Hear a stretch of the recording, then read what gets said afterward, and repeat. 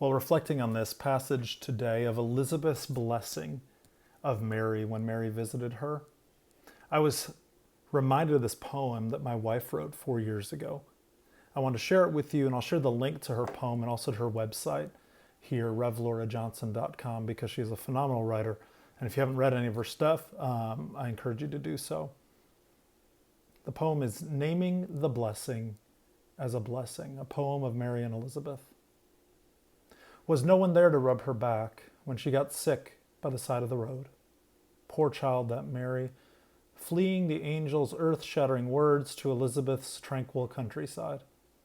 Did her traveling companions pretend not to notice her queasiness and sleepy eyes and swelling gut? Or did they whisper too loudly in her direction with obvious glares of disdain? One can only imagine. How did she hold it all in, the fear and questions and what ifs and well maybes and the how in the world will I tell Joseph and the did the angel really mean the Son of God, and the mantra of survival on repeat to convince herself, I can do this, I can do this, I can do this, I can do this, right? Did she get sick with fear when she saw the familiar home? Did she regret this unplanned journey and think of turning back? Did she fear that this only one and only safe haven wouldn't be safe after all? What then? One can only imagine. But from what I know of spiritual sisterhood, here's what I imagine. A courageous knock, bolder than she felt. The waddling footsteps, heavy with child. Mary's wildly beating heart and aching feet and sick stomach. A look of surprise. Elizabeth begins, Mary, what are you doing? Then widened eyes. Her wrinkly hands cover her long prayed-for belly and the baby dancing with joy inside.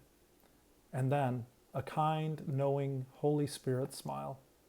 So genuine that Mary wants to weep and sigh in relief and finally pour out her secretly burdened heart and unravel the tangled mystery of angels and prophecies and theology and gulp, babies.